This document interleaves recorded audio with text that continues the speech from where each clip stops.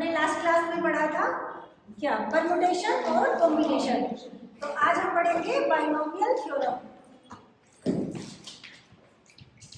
Binomial theorem, इस chapter में ये तीन टॉपिक्स इंक्लूडेड है, permutation, combination, binomial theorem. Permutation combination के हमने दो क्वेश्चंस देखे थे, उस तरीके के बाकी क्वेश्चंस की प्रैक्टिस तुम्हें करनी है ना। उन क्वेश्चंस में क्या है कि लॉजिक यूज होता है, कोई ना कोई तुम्हें खुद से लॉजिक लगा के सोचना पड़ेगा कि अगर हम परम्यूटेशन तो सीधा फॉर्मूले से नहीं लोगे एनसीआर एनपीआर, बट उनको कंबाइन कैसे करना है, ठीक है, उनको आपस में अरेंज कैसे कराना है, ये सब चीजें तो तुम्हें सोचनी पड़ेगी। तो वो क्वेश्चंस करना फिर भी थोड़ा हार्ड होता है, लेकिन परम्यूटेशन कॉम्बिनेशन से रिलेटेड कुछ आसान क्वेश्चंस भी होते हैं। वो आसान क्वेश्चन कैसे होते हैं, वो सिर्फ फॉर्मूला बेस्ड होते हैं। फॉर्मूला बेस्ड क्वेश्चंस अगर तुम्हारे एग्जाम में आ जाते हैं तो उनको तुम कर सकते हो। उसके अलावा कुछ फॉर्मूला बेस्ड क्वेश्चंस हम करेंगे इस टॉपिक के बाद, बाइनोमियल थ्योरम के बाद। लेकिन जो ये बाइनोमियल थ्योरम है, इससे रिलेटेड क्वेश्चन तुम जरूर अटेम्प्ट कर सकते हो। तो जो तुम्हारी ये यूनिट है, जो यूनिट इन तीन टॉपिक से मिलकर बन रही है, तो इसके क्वेश्चंस में जो बाइनोमियल थ्योरम के क्वेश्चंस है उसकी प्रैक्टिस तुम लोगों को बहुत अच्छे से करनी है, क्योंकि इसके क्वेश्चन जो है वो 100% आएंगे और अटेम्प्ट भी हो सकते हैं तुम लोगों से। अभी भी जो लास्ट सेमेस्टर था उसमें 2 क्वेश्चन आए हुए थे, उससे रिलेटेड सिमिलर क्वेश्चन मैं तुम्हें कराऊंगी, ठीक है। तो जैसे कि इसके नाम से शो हो रहा है, बाई, तुमने केमिस्ट्री में पढ़ा होगा, बाई, ट्राई, टेट्रा, ये सब बाई किसके लिए यूज होता है, 2 के लिए, है ना। तो बाइनोमियल थ्योरम मेनली क्या करती है कि नहीं, 2 संख्याओं के सम की जो पावर होती है उसको एक्सपेंड करती है, ठीक है, कि वो एक्सपेंड कैसे होगा। तो ये एक्सपेंड कैसे होता है, इसका एक फॉर्मूला होता है nc0 x to the power n और y to the power 0 plus nc1 x to the power n minus 1 y to the power 1 plus nc2 x to the power n minus 2 y to the power 2। ऐसे similar में चलता चला जाता है कहाँ तक, nc n तक, x to the power 0 and y to the power n। ये बाइनोमियल एक्सपेंशन है, यही बाइनोमियल थ्योरम है। अब इसको देख के हम इसकी कुछ प्रॉपर्टीज लिखेंगे कि क्या क्या इसकी प्रॉपर्टीज होती है। इसकी प्रॉपर्टीज में फर्स्ट प्रॉपर्टी है, अब इसके एक्सपेंशन को देख के बताओ, इसमें टोटल नंबर ऑफ टर्म्स कितनी बन रही है, नहीं 1 to n जा रहे हो तो n हो जा रही है, लेकिन एक 0 की वाली टर्म भी है, तो टोटल नंबर ऑफ टर्म्स कितनी है, n plus 1। total number of terms in binomial expansion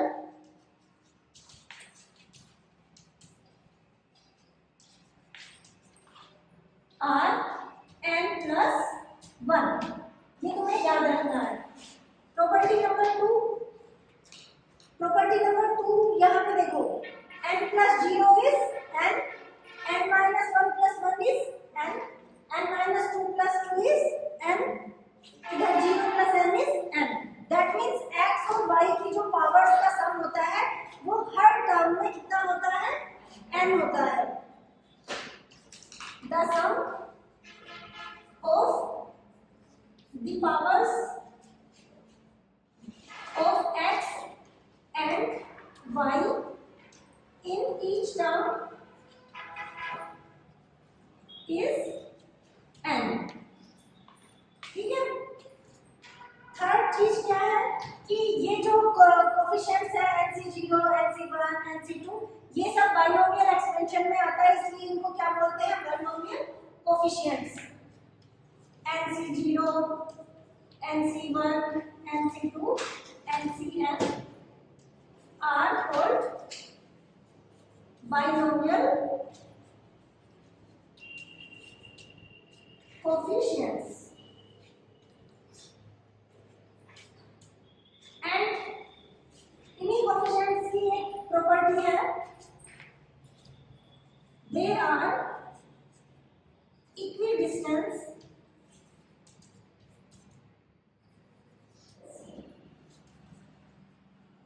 from the beginning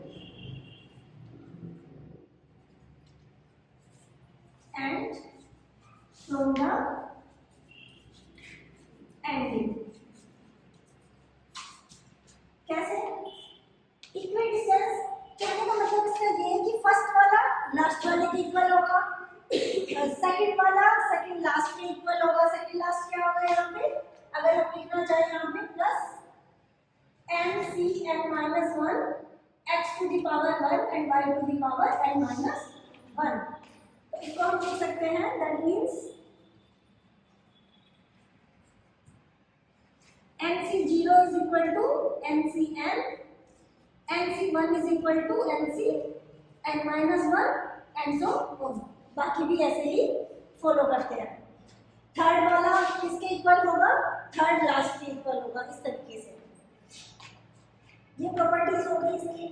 अब हम क्या करेंगे, अब क्वेश्चन सॉल्व करने से पहले हम इस बाइनोमियल थ्योरम का एक दूसरा रूप भी देखेंगे जो सबसे ज्यादा यूज होता है। बाइनोमियल थ्योरम जितना यूज होती है उससे भी ज्यादा यूज वो वाला फॉर्म होता है, तो हम उसको लिखते हैं।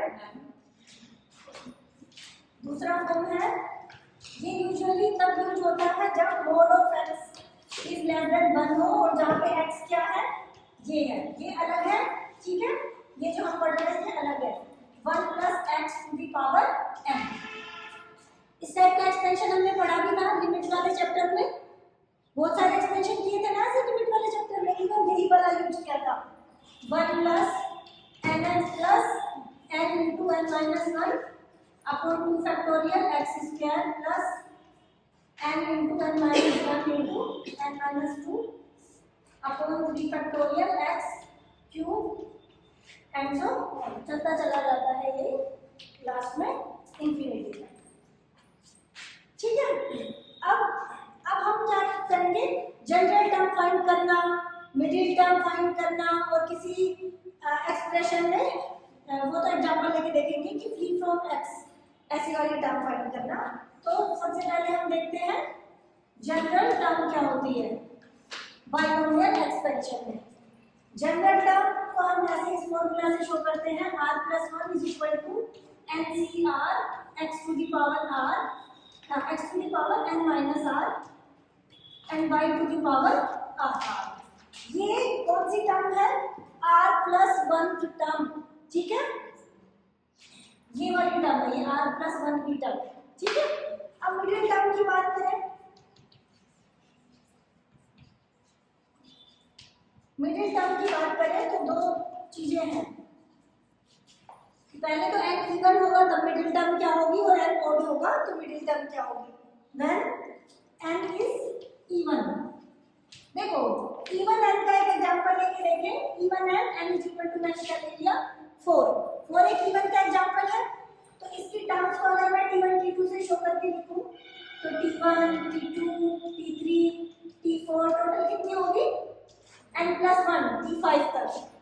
इसमें मिडिल टर्म बता सकते हो कौन सी है, 3 t3, और ये एक्चुअली कौन सी टर्म है, n4 है, तो n/2 + 1 वाली टर्म है, ठीक है। तो जब मिडिल टर्म जब n इवन होगा देन मिडिल टर्म इज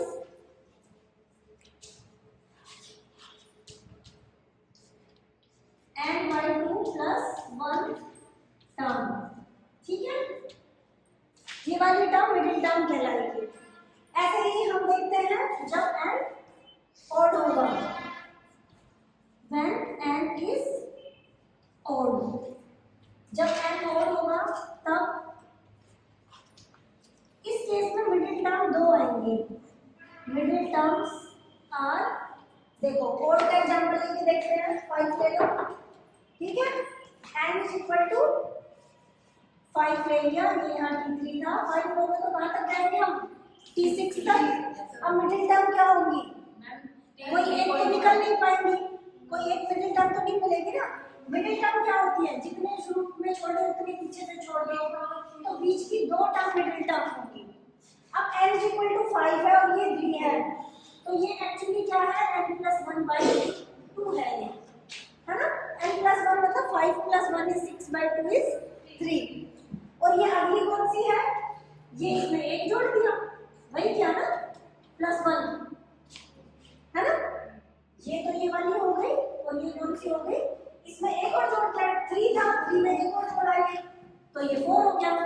अब अगर मैं इसको ऐसे लिखना चाहूँ, इसका लघुत्तम लेके, तो ये क्या हो जाएगा n+1 और इधर कितना हो जाएगा 2, तो ये क्या आ गया n+3/2। तो मिडिल टर्म्स कौन सी होगी, n+1/2 term and n+3/2 term, ये दोनों जो टर्म है वो मिडिल टर्म्स कहलाएंगे। ठीक है, अब हम एग्जांपल्स देखेंगे।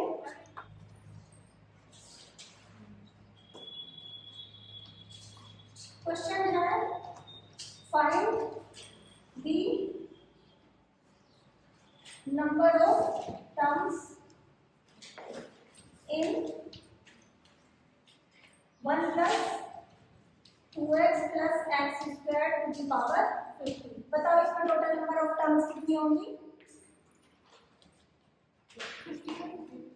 हाँ 51। क्यों 51 तो तब होती जब यहाँ पे 2 पद होते, यहाँ तो 3 पद है, तो इसको द्विपद में बनाओ। द्विपद में कैसे बनेगा, ये किसका फॉर्मूला है, 1 + x² का है, ऐसे लिख सकती हूँ इसको ना,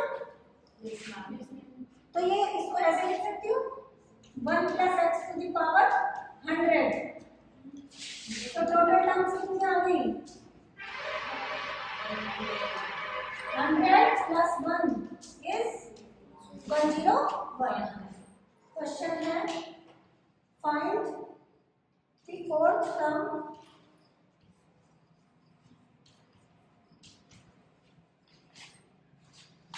from the end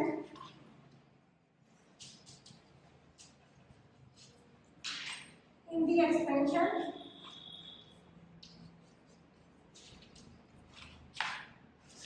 of 2x - 1 upon x² to the power 10।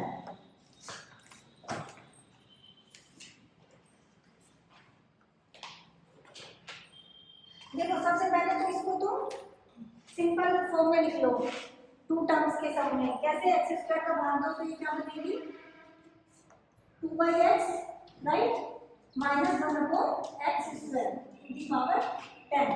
अब तुमसे क्या पूछा गया है, fourth term from the end, fourth term from the end.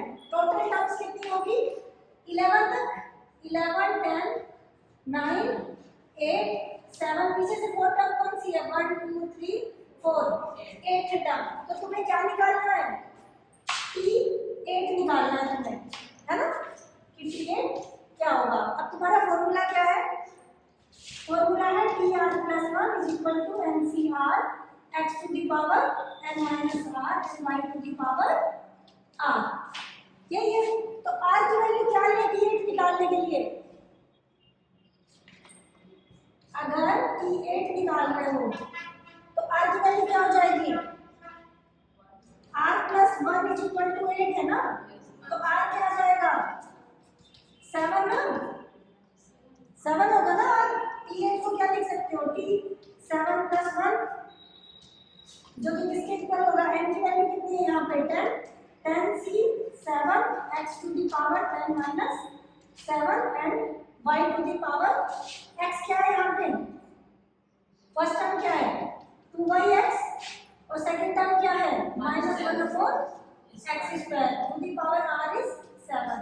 अब सॉल्व करें इसको, 10 से 7 की वैल्यू क्या आएगी, मैम आपने जो -1/x² लिखा है, खाली जो आपने 7 लिखा है 10 - 7 नहीं होगा, ये इधर 10 - 7 ले लिया ना फर्स्ट वाले पे, सेकंड वाले की पावर तो 4 आ रही है ना, y की power r, 10 factorial upon 7 factorial into 10 - 7 factorial.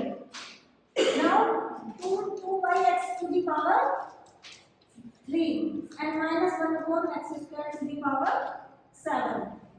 देखो 10 फैक्टोरियल को मैं क्या लिख सकती हूँ, देखो n जो फैक्टोरियल है उसको हम क्या लिख सकते हैं n into n minus 1 into n minus 2 into ऐसे एक चक्कर चलाया जाएगा 3 to 1।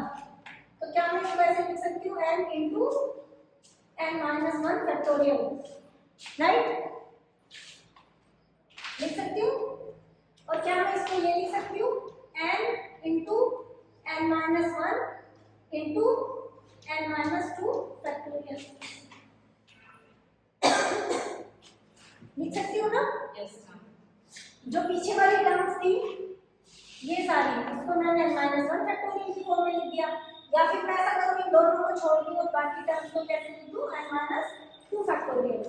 तो अब जब मैं इसको सॉल्व करूँगी 10 फैक्टोरियल अपॉन दिस को, तो मुझे नीचे 7 फैक्टोरियल दिख रहा है, तो ऊपर वाले को मैं इस तरीके से लिखने की कोशिश करूँगी कि 7 फैक्टोरियल से 7 फैक्टोरियल कट जाए।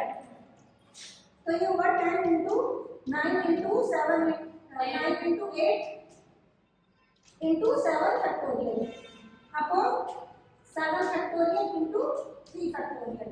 अब 2 to the power 3 is 8 upon x to the power 3 into -1 की पावर 7 करोगे तो -1 आएगा, और x स्क्वायर की पावर 7 करोगे तो x की पावर 14 आ जाएगा। अब इसको सोल्व करो, इससे ये कट गया, और इधर कितना है 3 फैक्टोरियल। 3 फैक्टोरियल क्या होता है 6 होता है, इसको गुना कर लो, गुना करके जो भी आएगा वो तुम लिख सकते हो 10 into 9 into 8 into 8 अपॉन 6, और ये कितने किसका है माइनस का, इंटू 1 अपॉन एक्स की पावर कितनी हो जाएगी 17, 14 प्लस 3 17, ये आंसर हो जाएगा। और ज़्यादा सोल्व करके लिख सकते हो, ठीक है। ये तो पूछा था इन्होंने पीछे से चौथी टर्म, डायरेक्ट भी पूछ सकता है 7वीं टर्म निकालो, 8वीं टर्म निकालो, ठीक है, 5वीं टर्म निकालो। तो इसमें सबसे ज़्यादा ध्यान देने वाली चीज़ तुम्हारे लिए क्या है कि तुम्हें जो निकालना है उससे आर की वैल्यू एक कम होगी। अगर तुमसे 5वीं टर्म पूछ लिया तो आर की वैल्यू 4 लेके चलनी होगी, ऐसा नहीं कि तुम आर की वैल्यू ही 5 लेके चल रहे हो, क्वेश्चन गलत हो जाएगा। अभी लास्ट सेमेस्टर में क्वेश्चन आया था, ठीक है, तो ये इंपॉर्टेंट क्वेश्चन है। अब एक और करते हैं, फाइंड द मिडिल टर्म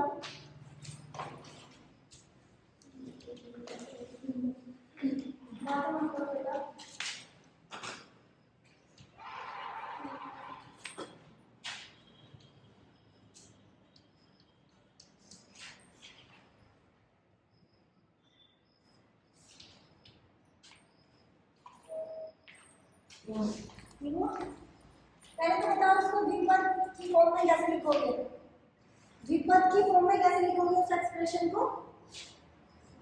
कोई फॉर्मूला लग पा रहा है यहाँ पे,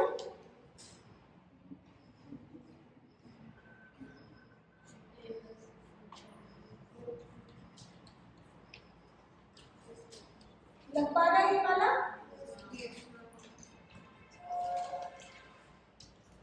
ठीक है। अब 6n क्या है, इवन है या ओड है, हमेशा इवन होगा, चाहे n ओड हो या इवन हो, तो 6n is even.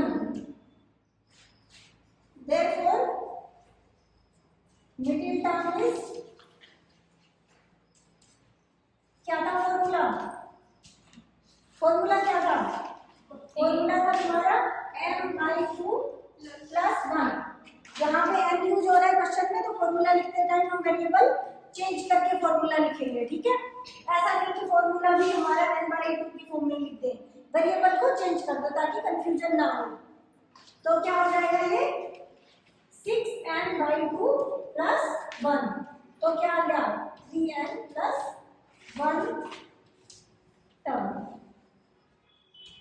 Even term निकालोगे तो 3n + 1 क्या होगी, n क्या है टोटल यहाँ पे 6n है, 6n c जो यहाँ पे आता है वो यहाँ आता है 3n, फर्स्ट इज 1 की power n-1, that means 6n - 1 and -x to the power this 3n, sorry 1 नहीं, sorry 6n minus r मतलब 3n, ठीक है, और यहाँ पर 3n, तो ये तुम्हारा आंसर आ गया 6nc 3n और 1 की पावर तो ये 1 की पावर तो 1 ही रहेगा, 1 पॉजिटिव है।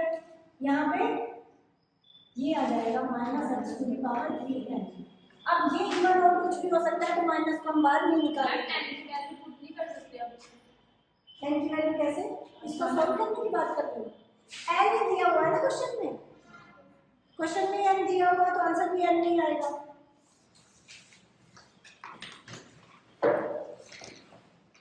फाइंड द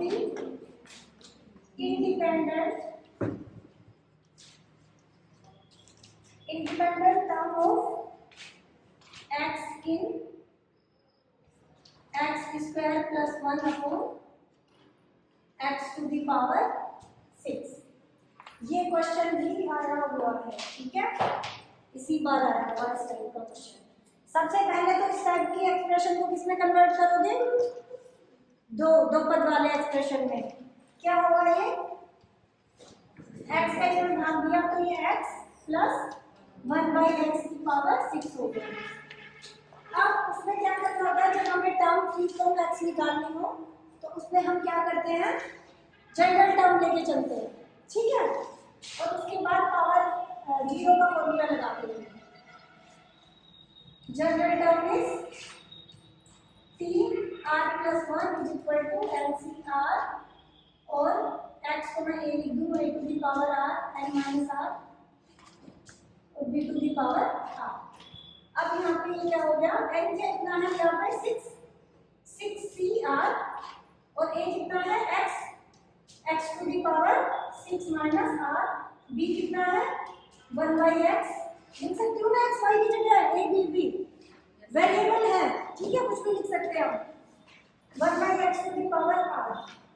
अब देखो ये क्या बन रहा है, 6cr x to the power 6 minus r, और ये ऊपर जाके क्या बन गई -r, तो ये क्या हो गया 6cr x to the power 6 minus कितने r 2r, ठीक है, दोनों की घातों को जोड़ दिया।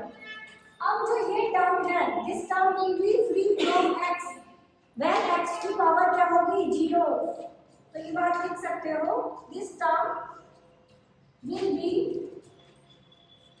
free from x when power of x is 0, ठीक है। अब पावर ऑफ x कितना है यहाँ पे 6 minus 2r, तो ये कितनी होनी चाहिए 0। अब इसको सॉल्व कर लो, 6 is equal to 2r हो गया, और इससे r is equal to 3 आ गया।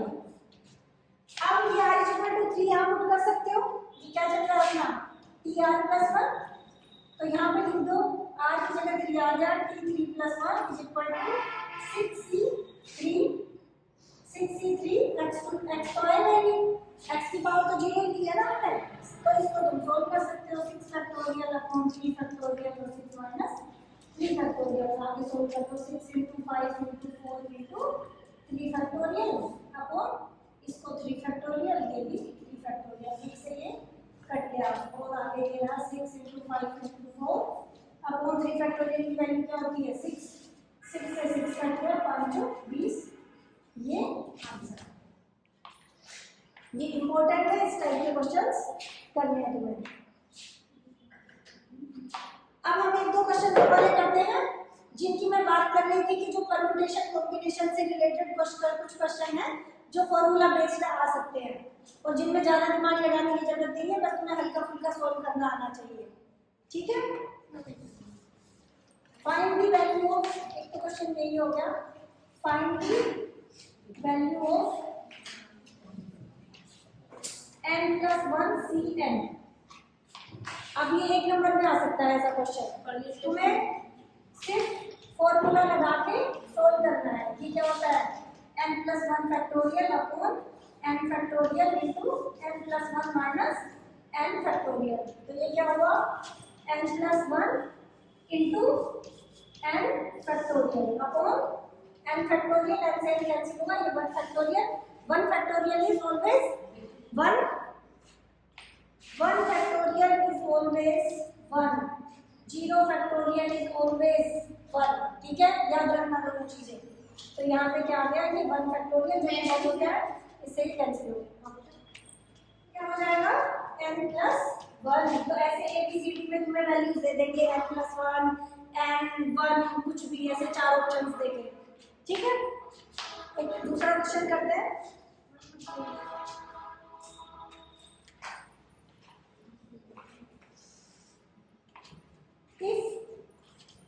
चलो परम्यूटेशन का कर लेते हैं। Pn, 5 ratio Pn, 3 is equal to 2:1, then find n। ठीक है, ये गिवन है, n की वैल्यू निकालनी है। तो तुम्हें क्या गिवन है, दिस अपॉन दिस। अनुपात का मतलब यही होता है ना, अपॉन में लिख सकते हो तुम। So given is Pn, 5 upon Pn, 3 and this is equal to Np5 upon Np3 is equal to क्या गिवन है, 2/1। अब इसको आगे सोल्व कर लो। Np5 क्या होगा, n factorial upon n minus 5 factorial upon नीचे वाले को सोल्व कर लो। नीचे वाला क्या होगा, n factorial upon n minus 3 factorial is equal to 2/1। अब ये ऐसे गुना हो जाएगा। ठीक है, अब ये देखो, ये रहेगा तुम्हारा n factorial upon n minus 5 factorial, और इसके साथ में ये नीचे जाएगा और ये ऊपर जाएगा। That means n minus 3 factorial यहाँ आ गया और n फैक्टोरियल यहाँ आ गया, और किसके इक्वल है, बाई 1 के। यहाँ पे n फैक्टोरियल से n फैक्टोरियल कैंसिल हो गया। ऊपर तुम्हारा क्या है, n माइनस 3 फैक्टोरियल। अब ये बताओ, क्या मैं इसको ऐसे लिख सकती हूँ, n minus 3 n minus 4 into n minus 5 factorial upon n minus 5 factorial. हमें तो सोल्व करना है ना। सोल्व कब कर पाएंगे, इनकी वैल्यू कब निकाल पाएंगे, जब फैक्टोरियल हट जाए। तो फैक्टोरियल को काटना पड़ेगा। छोटा कौन सा है, n माइनस 5, बड़ा कौन सा है, n माइनस 3। तो बड़े को उस तरीके से लिख लो कि वो छोटे वाला फैक्टोरियल कैंसिल हो जाए, जैसे हमने 10 फैक्टोरियल में किया था। 10 फैक्टोरियल और 7 फैक्टोरियल में छोटा क्या था, 7 फैक्टोरियल। तो हमने 10 फैक्टोरियल के आगे की टर्म्स को हटा के उसको 10 × 9 × 8 × 7 फैक्टोरियल लिख लिया था। अब यहाँ पे देखो, ये इज इक्वल टू क्या है, 2/1। अब ये फैक्टोरियल से फैक्टोरियल वाली टर्म कैंसिल हो गई, और ऊपर तुम्हारे पास क्या बच गया, n minus 3 into n minus 4 upon कुछ है, अपॉन कुछ नहीं है, 1 है, तो 2/1 है। तो तुम्हें क्या मिल गया, इन दोनों को गुना कर लो। n² minus 7n plus 12 is equal to 2। जब दो का ही गुना हो रहा है तो तुम्हें पता है ये दोनों तो जुड़ के यहाँ जाते हैं और इनका गुना यहाँ जाता है। अब इस 2 को और इधर ले आओ तो ये क्या हो गया, n² minus 7n plus 10 is equal to 0। दो इधर आके माइनस हो गया।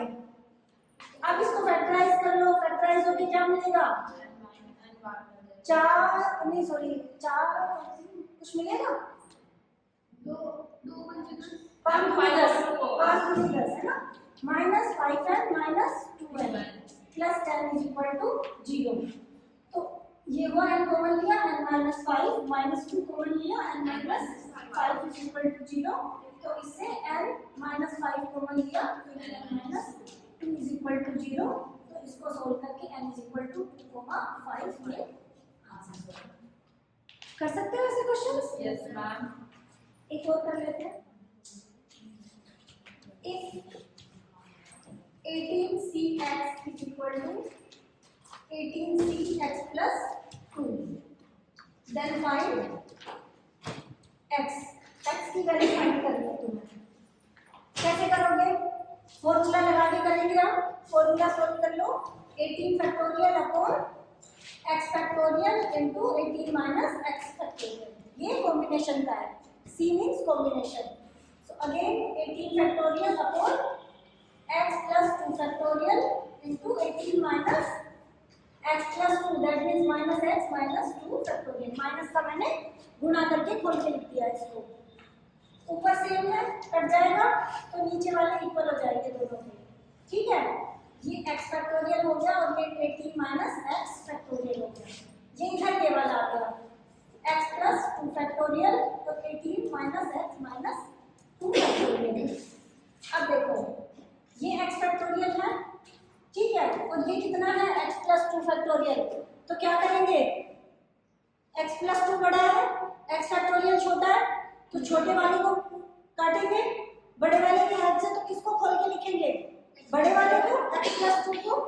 तो पहले से उसमें फोकस करते हैं, ये फैक्टोरियल है ना, तो ये किसको कैसे लिख देंगे, x प्लस 2, इसमें से एक और माइनस किया, अब एक और माइनस करोगे तो क्या बचेगा, सिर्फ x है ना, x प्लस 2 था, इसमें से एक घटाया, फिर एक घटाया, तो सिर्फ x बचा ना।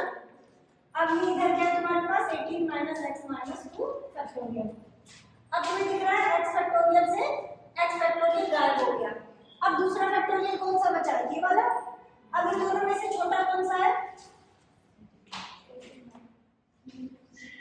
लेफ्ट साइड वाला छोटा है और राइट साइड वाला छोटा है।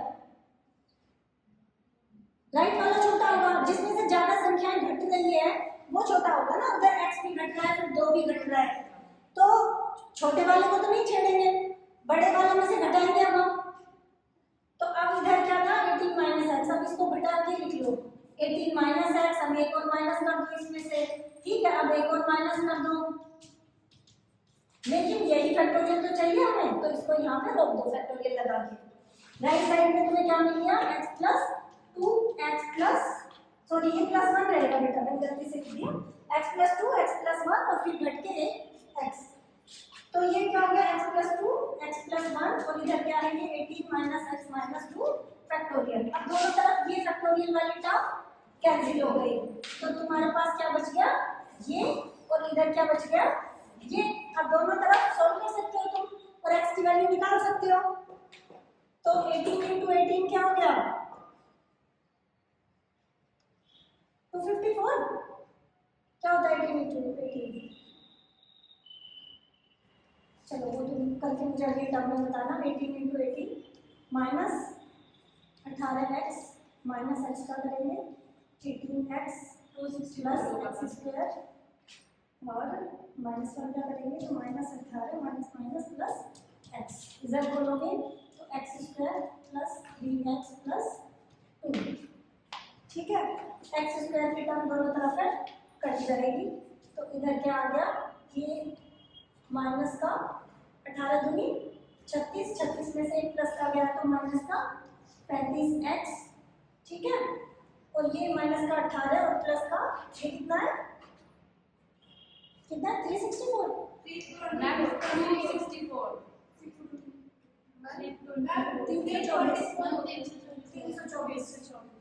माइनस 18 इज इक्वल टू है 3x प्लस 2। अब कांस्टेंट टर्म को उधर ले आओ, इसको या फिर इसको x वाले को उधर ले जाओ, इधर माइनस किया ना, और इस प्लस के 2 को इधर ले आओ, तो देखो इधर कितने हो जाएंगे, 326 में से 18 गए तो 308 बचे, ठीक है। 2 को मैं इधर ले आई हूँ, अरे 2 को इधर ले आई ना बेटा, अच्छा ये माइनस होगा 2 को इधर लाके 322 में से जाएगा 18, 12 में से 8 गए तो 4, 304 इज इक्वल टू ये 35x उधर जाके प्लस में इसमें 3 मिल जाएंगे तो कितने हो गए, 35 और 3 38x। तो इससे x की वैल्यू मिली 304 बटा 38, भाग देना कितना आएगा,